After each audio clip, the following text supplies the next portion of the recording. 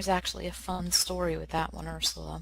We Raisin got married through a previous company I worked with when I was back over there. And it was kind of in the transition of me leaving there and coming to start my own. And she was always so disappointed that it wasn't me that got to do her wedding. But we Mhm. stayed in contact. But she messages me one day out of the blue and says, "Hey, do you happen to do bachelor and bachelorette parties?" And I said, "I'll do anything. You name the event, I'll do it." So Nice. she booked me for a bachelorette party. It was probably the greatest event ever. I mean, I had them waving little penis dolls in the air. The bride was sitting on a penis throne. We had all kinds of party favors, all kinds of stuff. I set up the little carnival ride Ferris wheel behind them. Um, did all the decor right there on the beach setting. They were all in their bathing suits. And then we had the strippers come in. And Nice. these two male strippers, now first of all, can I just say, one of them, I've never in my life seen a penis as large as that. And I'm talking about even from a horse. So I was just kind of like, I don't even know what he intends to do with that thing, but damn, it's enormous. So everybody was kind of like laughing about that. But these guys were all up on the bride dancing and doing all this stuff. Well, apparently, they end up, I didn't know they were going to get fully naked. Apparently, they get all naked. Well, I'm concerned at this point, this is kind of getting out of control or whatever. And Kitty was the one overseeing that one. So I go over so that I can get in typing range just to make sure. And I hear one of the strippers talking, and of course he's got a British accent. And it's not that like stuffy, like old man British. It's like that hot, sexy British Right, right, from right. probably from Little somewhere hipper. else. Yeah. Yeah. So he's got that kind of voice going on, and he's over there, and he is talking so dirty to the bride. And I'm thinking, oh my God, am I going to have to stop this? What is happening? And then all of a sudden I see the bride typing back, and she's just as bad. And I was like, oh my damn, okay. These girls were wild that night. It was You know, that's hysterical. that's interesting. I guess I never really thought about and ironically enough, you're one of my interviewees tonight. So it's kind of interesting. I didn't even think of in those terms that something like that could be done. But it sounds awesome. Uh, Yeah. I, I don't think I don't think it's really out there. I attempted to coordinate a wedding once, and it just blew up. My own, mind you, not anybody else's, and it just kind of blew up for reasons. But um, do you? I don't know. Are you doing a lot of? Is it just like the traditional weddings that you're doing, or are you doing what kind of other things are you doing that are different? Being an SL that allows you to do kind of think outside the box a little bit. Um, well, as far as events, I've done anniversary parties, I've done birthday parties, res day parties, weddings, collarings, those are obviously the two most common. Um, I've done memorial services, um, adoption party. I mean, you name it, pretty much, it Wow. can be done, whatever. I've done just like office parties, stuff like that. But the thing is, I not only have the venues, but I have my restaurant to utilize as well. And I'm going back to my bigger version on the new sim. And that one used to get rented out quite a bit for like office parties or, get-togethers, even just a group of friends or whatever for meetings, whatever. So, but yeah, I mean, I've all across the board, really. What obviously you said the weddings are the number one, right? Yes. For weddings. But and you said collarings, would that be Yeah. number two? Yeah? Yeah. Yeah, for sure. Tell me what happens in a collaring, because I've never been to one. Um, Coloring ceremony, and again, it's another handwritten ceremony by us. We have the male start at the front. We kind of, we work with a couple beforehand to find out how heavily involved they are, how much role play they want involved. I've had at both ends of the spectrum where it's just like, nah, just say the words, get us through it. Okay, fine. I've had others where they want to do the whole like, role play from start to finish. So we kind of just will do whatever they want. But typically, the submissive comes up to the front. She'll kneel at a pillow before his feet. I've got an animation pillow where she kneels at his feet. She can embrace him. He can lean over and put a collar on her. But basically, same thing as a wedding ceremony. I just go through that just with the collaring animations instead of the wedding animations. Also do hand fastings. Oh, I'm sorry. What's that? Hand fastings, we do that as well. That's not as common as wedding or collaring, though. Okay, but what is it? I mean, I don't know. I'm Okay. I'm the noob here, remember? So tell me, what is that? Okay, so a hand fasting ceremony, and here's the thing. I feel like most people that do them, I feel like it's more just straight up role play as Okay. to, what they're doing. But, it's kind of like if they role play like an elf, or whatever in that community. But it's actually something that is ceremony that dated, way, way, way, way back. Very similar to a wedding, but it's basically you're promising, you're making a contract. So it's not a wedding, but you're kind of making a contract to each other. But during the ceremony, you get a hand fasting ribbon that actually is wrapped around one hand on each, the bride, the groom, and you go through this ceremony and, they are bound together through that.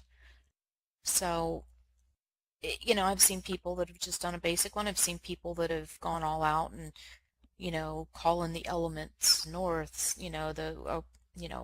air, fire, water, earth, all that. Just kind of So depends on how heavy they are into role playing. so taking the role play aspect out of it for a second, would you call hand fasting sort of like wedding light? Yeah, I probably would. Because that's what I'm picturing as you're describing Yeah, this. It sounds to me like it can be just as personal, but not all the fanfare right. Yeah. involved. Yeah, it's a very traditional thing, and it's, I really think it's just people's preference. If you've got people in here that role play in like the Elven community or the Wiccans or, whatever, they like to stick with everything role play to that particular aspect. And I think that's why they choose the hand fasting. Most people obviously are going to go with the traditional wedding or collaring because they know, that's out there more and that's just kind of every day. Mm-hmm. Interesting. Okay, I actually am taking notes. This is the first that I've heard of this. Oh, like I said, I'm the Okay. new here. Yeah. So, would you say now, because you've been doing this, and so you're exposed to every possible character and scenario out there, it seems like, at what point in their SL relationship do you generally see them taking the plunge, whether it be an actual wedding or any other variation thereof? That's a tough one to say because I've been doing this a long time. I have, in Second Life, I wish that I could track it, but I promise you I've done over 300 weddings or ceremonies of some type in Second Life. I have one particular bride, and of course I won't name names, but I have one particular bride that has come to me, gotten married once, then she ended up obviously divorcing, parting ways, came back to me another time to sign up for a wedding. That got canceled a week later. She contacted me several other times that she had a new fiance. She probably went through about 6 of them, and this was in like a 3-month period. Obviously, Wow. she had some serious attachment issues. It got to the point where she was almost becoming stalkerish towards me because apparently I was the only one that would speak to her. And don't get me wrong, I love making new friends and everything, but at the same time, I'm busy. There is one of me while I'm dealing with 15 brides. So I stay busy in here. My social time in Second Life is very limited. And she just wanted to hang out. It was a constant, let's hang out, let's do this, let's do that. So I kind of got the impression that was with her. I have seen other couples that have met and within 30 days they're taking the plunge and getting married. And here's the craziest part about it is your normal thought would be it's never going to work. Mm-hmm. And typically that is what happens, but I tell you, some of the greatest couples that I know that are still together today have done exactly that. They met, they just clicked, and it happened. But I think that comes back to the thing of we all know Second Lifetime is very different than real lifetime. Yes. So, basically you think of it as 1 week equals 1 month. So if we're going through the first week of January, that's basically the whole month of January. Yeah, that's interesting. And really, I think that was kind of my next question to you as well. Again, I'm the noob in the room. Okay. So I have no concept still of, I've heard a couple of theories out there about time, and I haven't quite pegged it down. Right. And like Nora eloped with Tony after they got together, a month after. So if we go by that, so after 4 months, Nora. I mean, in real life, Yeah. I got married after 6 months of meeting my husband. Say, okay. So that I think that's quite reasonable. 1 week equal to 1 month. Yeah. So, You'll see a lot of that, and then I've also had the other end of the spectrum, Ursula, where I have had couples come to me and say, we've been together for this is the biggest one. I had a couple come to me and say, we've been together for 9 years in Second Life, and we finally decided to get married. wow. And that's just, I'm thinking to myself, first of all, this woman's got to be one of the most patient women that I know. I wouldn't have waited 9 years. There's no way in hell. So, it's such a difficult thing to gauge because it really is. Second Lifetime is so different than real lifetime. In real lifetime, you would want to say at least wait a few months, if not a couple of years. In Right. Second Life, you're looking at anything, the typical time frame I want to say is between like 1 and 6 months. That's about the biggest that I see. Okay. Fair enough. Fair enough. And then you've got the ones that wait 9 years. Yeah. So that Yeah. that puts it in perspective for me. I recently got out of a relationship that lasted a year and a half, real time. So I guess in Second Life, what is that equivalent to? A long time. Not quite as long as 9 years, but you certainly get to know somebody in that amount of time. That's for sure. Yeah. So tell me about, let's see, I had another question for you. What, I was talking to a new resident the other day, and 30 days in, I think. And so I was just kind of, going over SL Primer and just really high level overview. And I mentioned, weddings, and I mentioned pixel babies, and he's like, what? Um, and I've heard both sides of the fence on this, like, why would I want to get married in Second Life? And why, I know, when I went through my, when I was going through my planning and I was going to get married, it was rather special to me because I never did have that big wedding with all my friends when I got married in real life. I guess it's that fairy tale thing. I was like, okay, well, I'm not going to have a real life wedding, so I'm going to go all out on a pixel wedding. Why not? But what do these people have in common? So my question is, do they what is the mechanics? Are they hoping they're going to stay together? The idea that they're eventually going to transition to real life, or is it strictly just in world? What's your take on that? Okay, so unfortunately, I can't give you it's either a black or white. It's really Hmm. going to be in the middle. I've had I would say primarily most of the couples that come through and get married, no, it's not real life. It is a second life thing. A lot of it has to do with either they, let's say, have not had the opportunity, like you, to have the big, real life weddings. They want to have it here. Same thing goes for children. 9 out of 10 times, that's why they have children here, is because they can't in real life.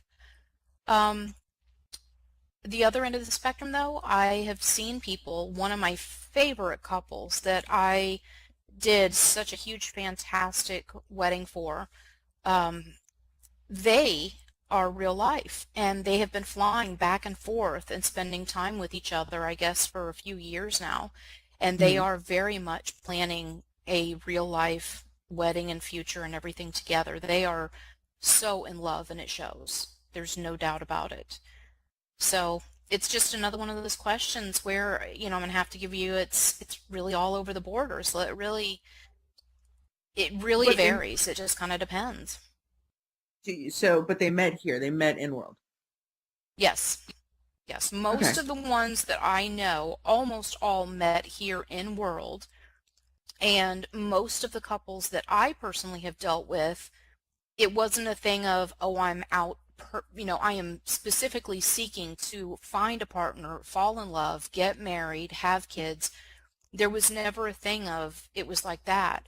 Every story that I have heard, because I love to take the time to get to know my couples, and one of the biggest things that it frustrates me is I don't like to get the couples that come in and look at a venue and they're just like, okay, yeah, this is cute, and we'll take that cake, those invitations, and yeah, do you need anything else from us? That to me screams your wedding's not going to last because they Mhm. don't care. There's no effort into it.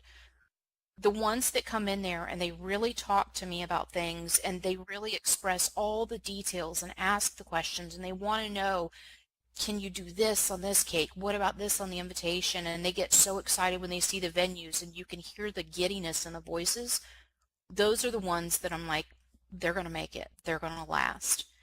But most of my couples that I have gotten, once I get to know them, it has been a thing of they're saying, we didn't plan this. We didn't expect this. We ran into each other on accident. I was at a club one day. I was in a store one day shopping, and I commented on their shoes or, just very weird random moments that they met, completely unplanned, and they never had plans to go through the process and it just happened. So are you suggesting I maybe hang out at Arrow's Island in the penis section and see if I I mean, you never know. Not quite sure what you'll end up with there, but I mean, anything is a challenge, right? right? Uh, I mean, hey, listen, a girl's got to do what a girl's got to do, right, to find true love. But hey, true story. I mean, I that failed wedding that I was telling you about. I had hired a DJ to DJ the wedding. One of the DJs at one of the venues that I regularly go to. Well, the wedding ended up falling apart, for other reasons, and we ended up breaking up. But wouldn't you know it, I ended up dating the DJ, and we ended up being together for a year and a half. So, like you said, completely unplanned, just out of the blue.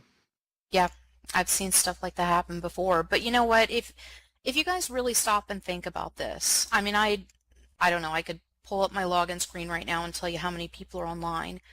It's really not that many people, even though the number really looks big. If you think about it, Second Life is such a small world. And, it's so easy for people to have those kinds of stories. Just as an example, Ursula, when I met you, completely random, I met you Mhm. through someone else who was planning to do a show. Within a week later, your boss from SDI was over here booking a wedding with me. Completely unrelated, but Right? yet you see how the circle goes. Second Life is such a small world. So the possibilities of something like that happening, you go to a wedding as a guest for somebody and you meet somebody there and next thing you know, you fall in love, you're a couple. I think it's completely logical for something like that to happen. It really is fascinating. It really is fascinating. So to finish up the section on weddings, and like again, you've been privy to the good, the bad, and the ugly. Could you give us the best piece of advice as far as what you think the common thread you see in the successful partners slash weddings, however you want to put it? If we're talking partnering, communication, the 100% communication, that is the most important thing. Um, so if we're talking about a wedding, the most important thing that I could ever suggest to any couple is be open to suggestions, talk with your wedding planner. We do this day in and day out. Today, we have already done 2 weddings, couple of rehearsals. We have days where we'll do 3 and 4 weddings in a day. We do this every single day. This is what my staff is paid to do. We have seen everything and beyond at this point when it comes to weddings. So where the normal couple may come in and have this idea in their mind that, yeah, we want this and, whatever. They don't know about all those additional things that, I can say, hey, did you know I could change the wind light settings and I could give you like this foggy, soft pink everywhere? And they're like, oh my gosh, you can do that? So the biggest thing I could ever tell wedding couples is when you come to us, tell us what you're wanting, but allow us the opportunity to tell you what more that we have that we can offer to you. Be open to those suggestions because your wedding will come out 10 times better than you could ever imagined. That's right. That's why you go to a professional. Well stated. Awesome, Leona. And so I'm gonna spring it on you. We have I kind of wanted to tackle my next topic. I think it's going to take us through the end of the through the end of the hour. I do have a special guest who just walked in, Reese. Everybody, Reese. Hi. Hi. Hi, Everybody. Reese. My shorty. So shorty, come on up and let's sit on the couch and let's talk about SL families. Come on, shorty. Oh, please, like you're shy. Whatever. I know it's working. Park it, sister.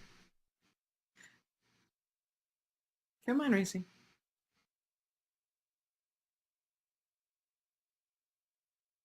right. You got your voice on there, shorty?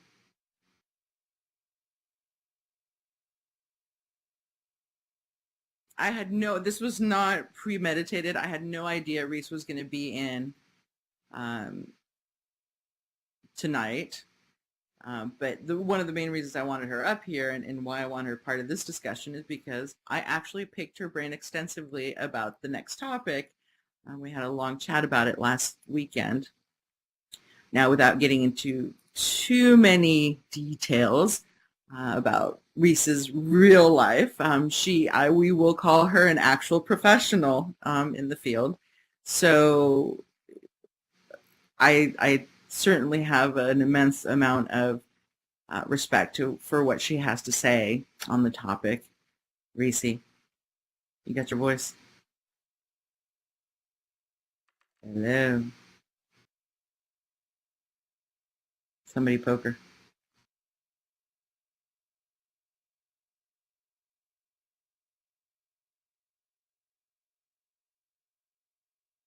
Seriously, Shorty? You don't have a voice? Then you're going to type really fast if you have to do this with that voice.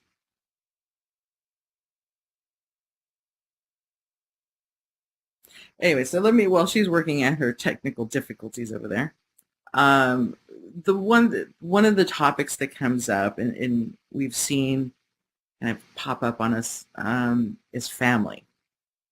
And if I go trolling through the SL account blogs, to kind of get a pulse and a feel, and then I go out and talk to people about it. But one of the things that I see over and over are people looking for families. I don't know if any of you are part of. Oh, there she is. Hey, okay, I hit the wrong button. I didn't say she was technically capable, but she is in the field, but obviously can handle audio. So, Reese, we're talking about families. Remember, we're talking about the dynamics of families and why we seek families in SL. Remember this? Yes. Okay. You made me work on a non-work day. I made you work on a non-work day. So I have my notes, but we're going to hear it from Reese's mouth. Based on the time you've been here and what you've observed, why do you think people are looking for these family connections? Well, connection in general, I think, is the main thing people are looking for. Mm-hmm. Oh, I'm sorry, that's my fault. That ability to connect with somebody, the ability to develop a relationship that you for whatever reason don't have in your real life, or maybe you have, but it's not, specifically to the liking that you would want it to be. It's missing something, or you want to try something. I don't want to get too much into your next show, but yeah, basically I would say connection is the key factor. When you and I spoke, you threw it out there, and I was and I'm still kind of scratching my head a little bit on that, but you had mentioned that the number one reason you believe that these relationships are blossoming or being created in Second Life is because of the inability to maintain these relationships in person. Now, that sounds horrible on the onset, but the more I got to thinking about it, you might be onto something.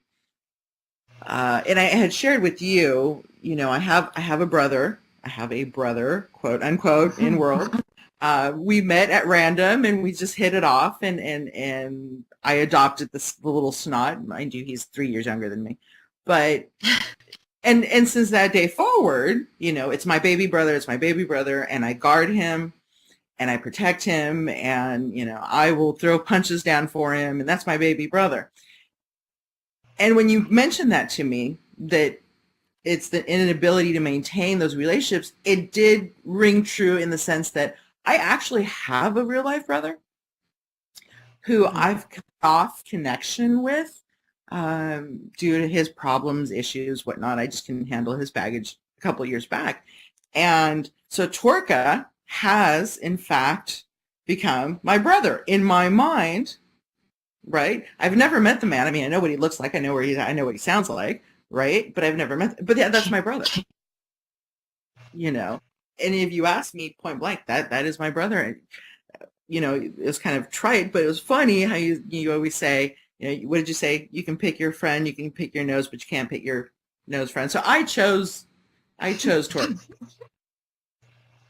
Right? He is the ideal of what a brother to me is. So go on. Right. He meets a need that you're looking for in a brother, and whether it's personality, whether it's attitude, whether it's something simple he said at one point that triggered. Okay, it's all coming back to me now. That triggered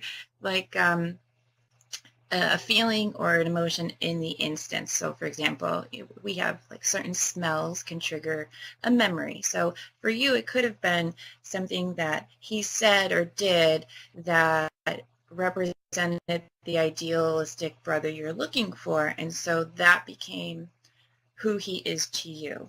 And so you build that relationship on that, and that's maintained it for regardless of anything else, if that makes sense. Oh yeah.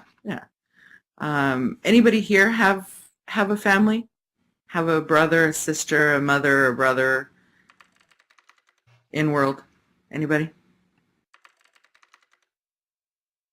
Rosalind has parents and kids. Okay. Nora has kids and forever sibs. Okay. Anybody else? No? And a hubby that is now real life. Congratulations.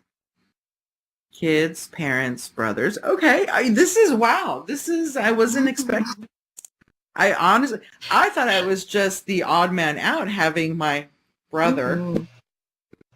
But no, I find that having a family relationship within SL is the norm, whereas I don't have that. I shy away from it, so I'm the kind of the odd man out generally wherever I go. Does that make sense? So for me, it's fascinating because I'm looking at all of you saying, well, what happened? How did this work out? Where did you meet them? What's the trigger? You know, and whereas most people look at me and go, you didn't make that connection. Why? Well, in a way, you sort of did. I'm going to out you here, Reese. You're technically my sister-in-law in case, you don't want to admit it but you are. There should be OOs in front of your name. I'm going to go ahead and embarrass you because it's what I do best. Should not. No. He's your brother. Let's talk about kids.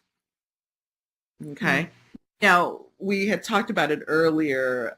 We touched on it earlier about not having children in real life and substituting pixel babies. I know I've shared this before. I've gone through that strictly by accident. It was a random night and a random meetup with an on-duty penis, but we're not going to get into that one tonight. And so that was fulfilling. You and I talked about how it triggered something in me in real life, mm-hmm. emotionally, because I have never had children in real life. So it triggered that. So here I am standing around pregnant with a pixel baby in my tummy, right? And all of a sudden I realized, and this is on day 2, I know, don't judge me, what a whore, but I'm thinking, okay, how am I going to have this child? And I don't know how to res things. I don't know how to dress myself. I don't know how to put shoes on. And so what it did is the emotions were so real that it forced me to take that learning curve that would normally take, weeks or even months.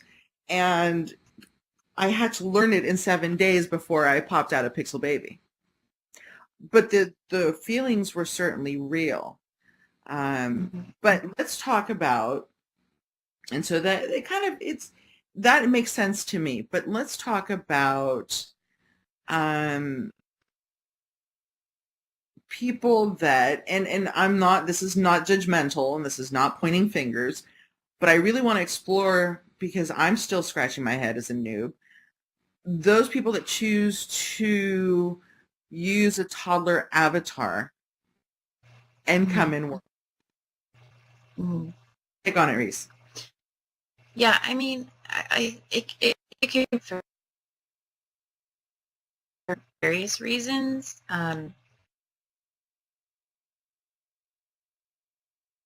Did we lose your audio? They're trying to relist. Did you? You can't hear me? I can hear you now. Okay. You're broken, not me. No, I think you can. It's a reason.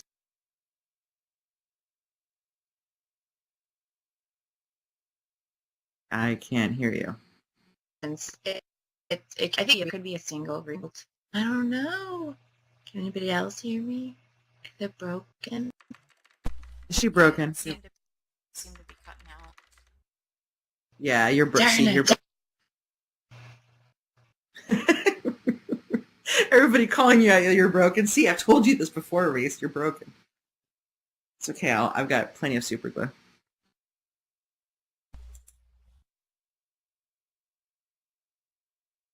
So hopefully we can get Reese here back. Do any of you have a toddler avatar? I again, this is not judgmental or anything. It's just I'm fascinated. Yeah, Okay.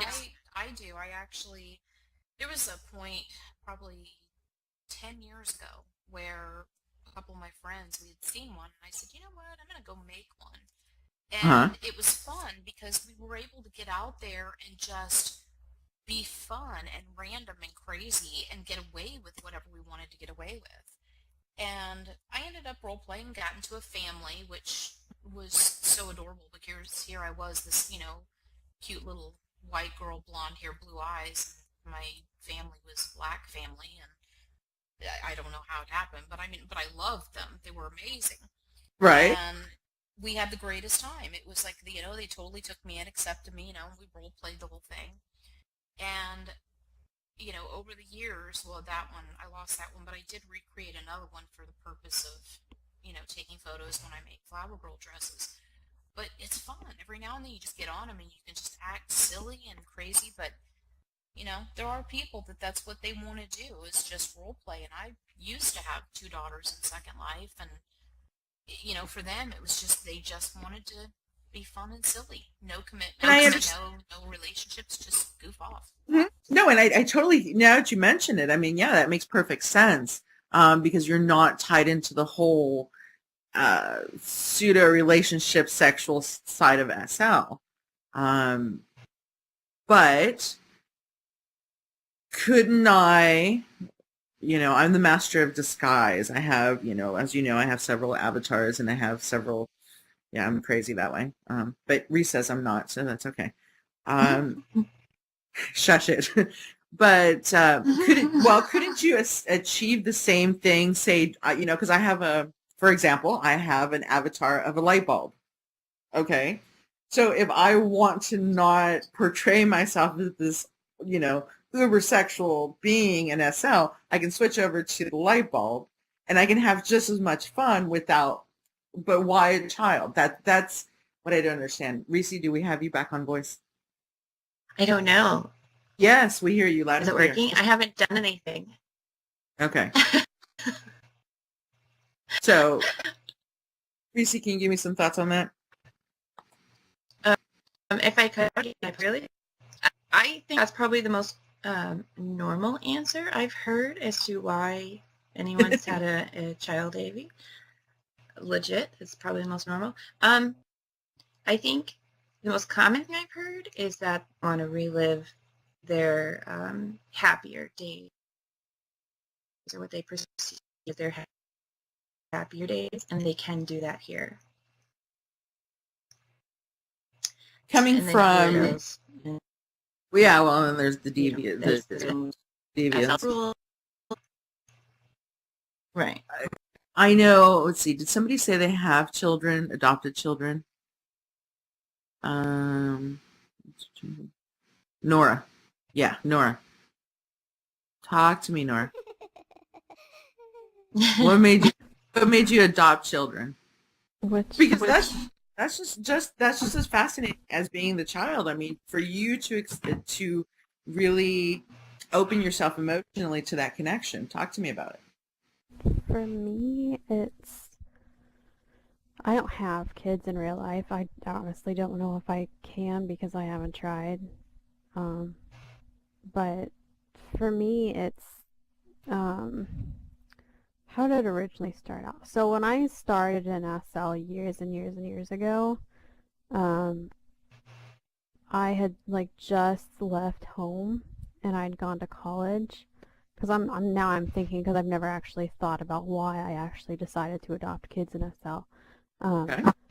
But when I first left and I went away from college, so I grew up in real life on a farm, and so I've always been a caretaker. I'm the eldest sibling. My parents have medical issues, so I've always been the caretaker. I've always been there. So when I went to college, I didn't have that anymore. I lived on a farm. I was so used to take care of the animals, taking care of my siblings, whatever. And then I go, and then I'm on my own, away from all of that. And that's when I actually found SL, because I was struggling making friends in real life, because animals have always been my solitude. I've always gotten along better with animals than I have people, because generally most people irritate me after so long, which sounds terrible, but it's true. So I came to SL and it just happened. I will say that I started out in the family lifestyle as a kid. So my original avatar was a Clarity, and then I was the last name of my avatar, but I left her and then I made a kid avatar and was actually active for a couple of years as a child. I think she was 3 years old, and I had parents and a family, and they ditched me one day, and so I was on my own. And then something happened. I made another adult. I met Tony, and then we started adopting kids. And now we have 2 girls, and they've been with us for 4 years now, so I can't really get rid of them at this point.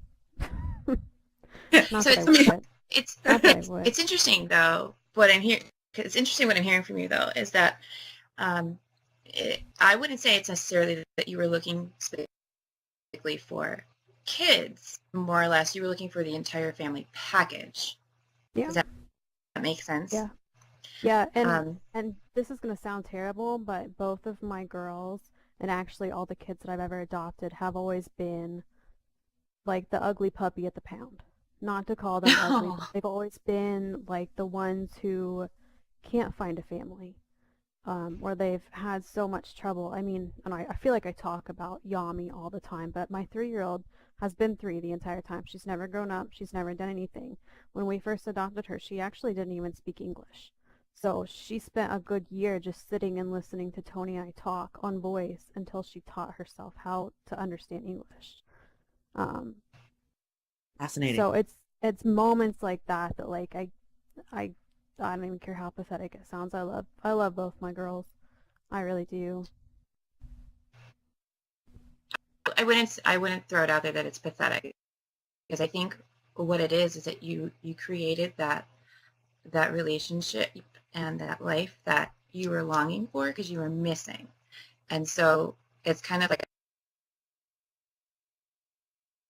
I'm trying to go Great. it is where it's seeing a need kind of thing. And so you met your needs in the best way you could, and on with it because it fulfilled that need in a positive way.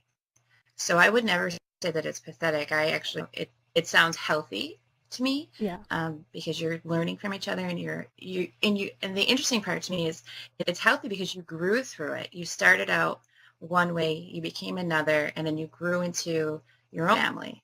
So like you can see like your own growth cycle through it, which is interesting to me too. And I think another thing of it is too, I move a lot in real life. I used to be active duty in the military, and no matter where I go, SL's always been here. My family's always been here in SL for me. And they've actually gotten me through some really, really hard times where I really needed somebody to lean on, and I didn't have anybody. So. Yeah, so I mean, I would encourage you to detach the notion that it could be pathetic, just because that's such a negative. I mean, obviously it's a negative, but it's a negative that you yourself came up with. So I would encourage you to associate a new word with it. And maybe constant is a good word for it. Stability, because it's, you said you moved around a lot. You were without your family for a while. And so this provides you with that constant stability. So that's positive for you. Mm-hmm. I mean, from the outside in, though, like, thinking about, like, people getting attached to pixel people sounds kind of crazy, though. So I fully accept and understand that. So. Though, but I don't think it's any different than, say, meeting somebody on Match.com, or there's so many social interactive things online that, I don't see how this is any different. For example, Ursula's little brother and I we went from SL to real. So for me, I look at it and I can say it was progression. And not I'm going to go to real, but I think because you can, makes it the same as Tinders and Facebook and all those different things that you can meet people on. It's just a different avenue in which you are doing it. I'm very interesting you should say that, Nori. I'm very open about my SL with my friends and family that don't SL. It's a running joke. My nephew will actually call me up. Oh, what's Ursula's show this week about? And mind you, he's not even in world, right? It's you'd be surprised how much stigma is not associated anymore with these sorts of platforms.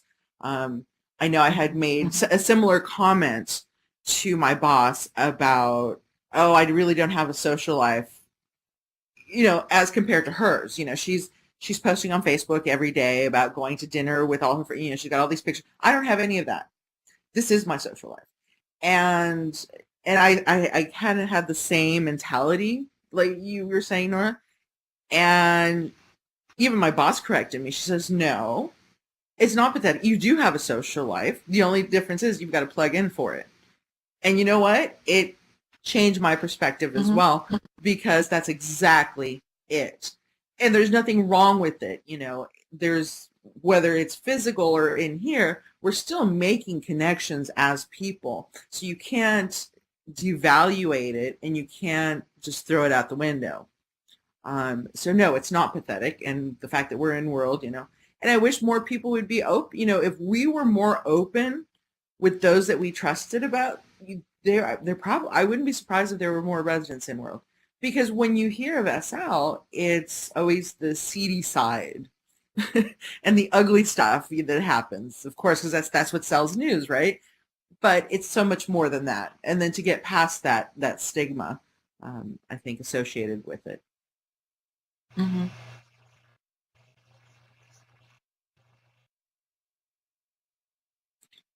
All right. Anybody have questions about families or relationship, the family dynamic? No?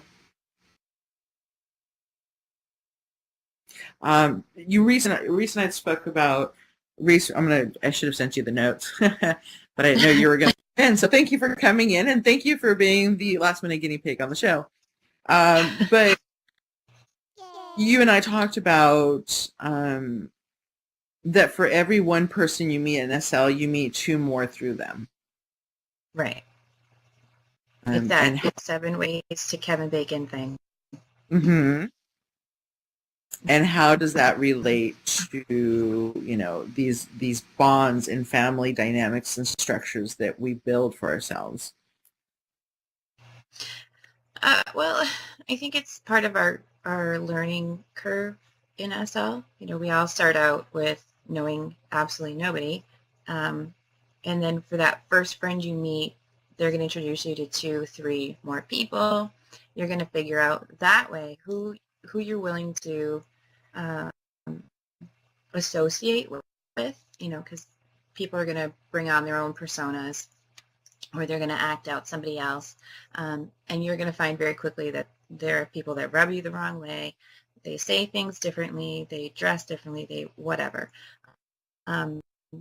So through those 2, 3 people that you're meeting through the first one, you're going to, the closer you get to those extra people, you're going to meet more people. And eventually you're going to dwindle down your list of people you actually talk to. But your field of people is always growing, if that makes sense, because with every one person comes 2, 3 more. And that's usually how, people say, oh, I have to go through my friends list and just get rid of the people I don't talk to anymore or haven't seen in a year or whatever. Those are those extra people that come along with that one person. So, but I think it does not only about people in SL and how SL works, but I think it teaches us a lot about ourselves and who we want to, associate with. Well, I know, looking at my notes, the other thing we talked about, what is the function of these relationships, and do they enhance or replace real life? I think we can safely say that it enhances. It can in a healthy way replace, like I did. I replaced my brother with a okay brother, but and don't tell him I said that. But No, I'm telling him. But there are three things that really stand out for me. The first one being safety, meaning you're creating an environment where we can take risk and stretch and grow. The second one being a sense of belonging, where you're creating an environment where we all feel like a tight-knit tribe. We're all equal. We're all rowing in the same direction, if you will. You and I had spoken about, think about a good example of this is the motorcycle, the MCs that are running around SL. That is really their, you giggling, so that's really their function. And these are people that are actively, so instead of having that, SL relationship with the wedding and the children, their way of belonging and that safety net is to be part of this group. And I don't know how true it was, but you and I spoke about how the pop-up of all these MCs in SL correlates directly to, what was that show, Reese? Sons of Anarchy. Thank you. Yeah, Sons of Anarchy, yeah. That Reese was telling me that there was a spike in MCs in SL when that show came about. This before my time in World, so I'm not really sure what the numbers really indicate, but I'll take her word for it.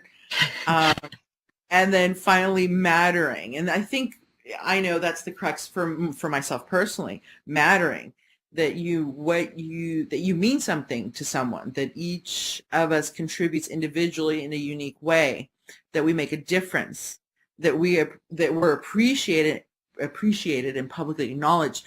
This show, I do it out of interest and providing a home and a forum for discussions.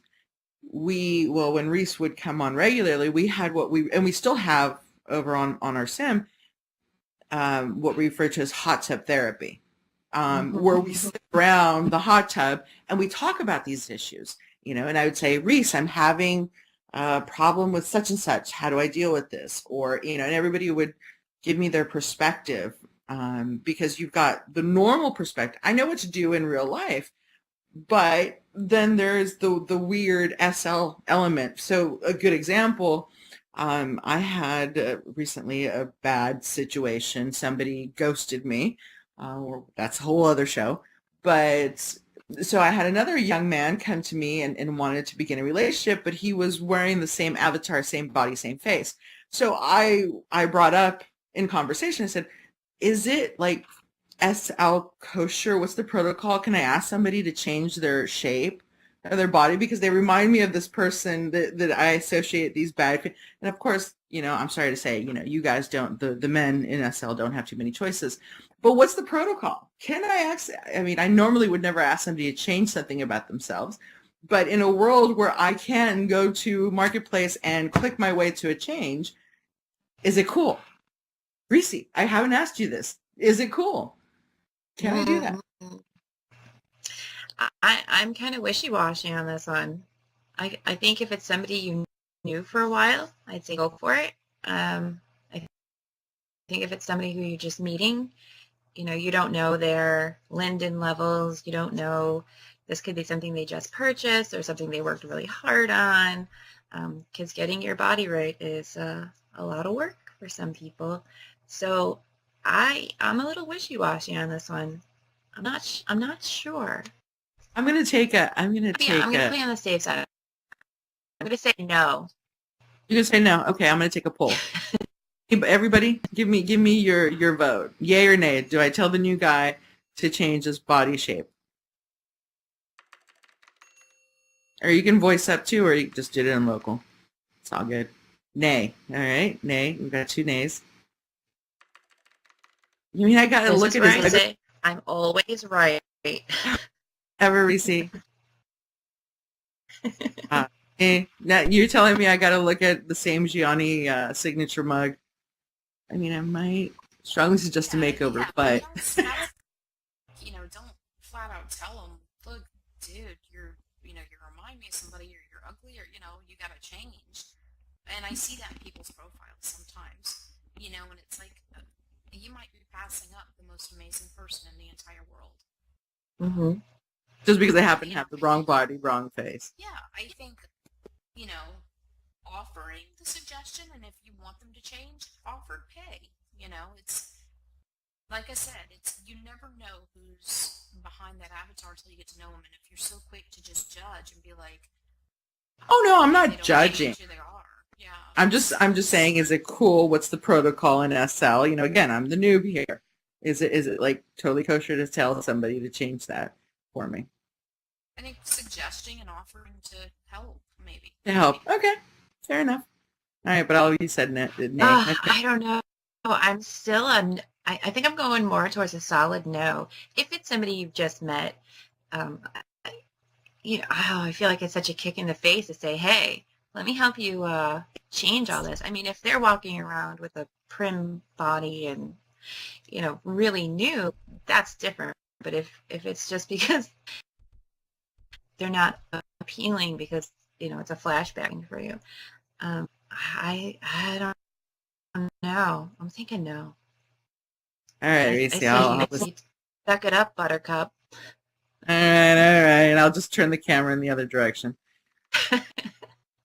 So we are just about closing up for the night. Anybody want to throw anything out there? Anything? Any burning questions? Anything that's come up this week?